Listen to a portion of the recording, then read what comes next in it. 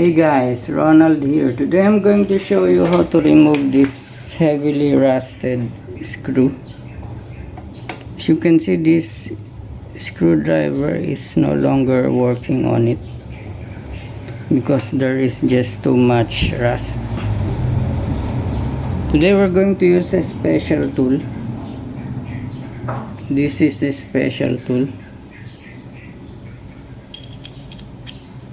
But before we use it, let me put first some WD-40 to loosen some of the rust. Okay, so this tool works when you hit it at the top.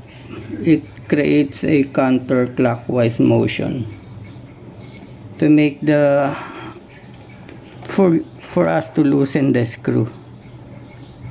Okay, so let's try it.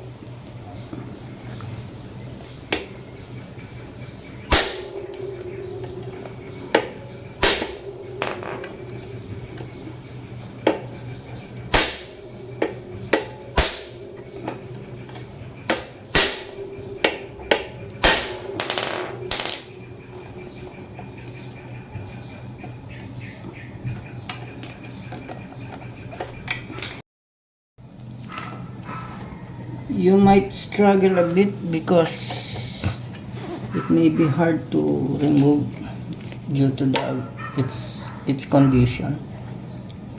It's very heavily rusted.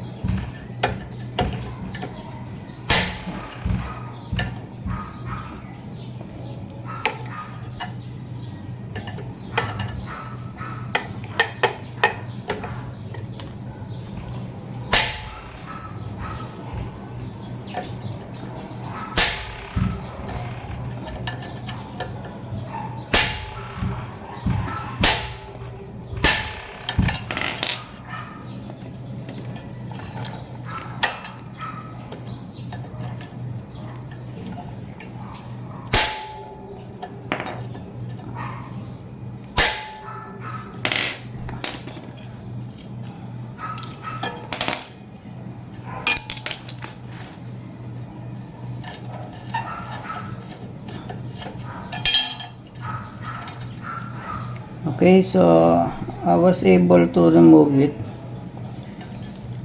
So in case you are interested, I will put a link on the comment section below. If you want to buy this tool, I don't know what you call this manual screw remover tool. Okay, so thank you for watching and see you on our next video. Bye.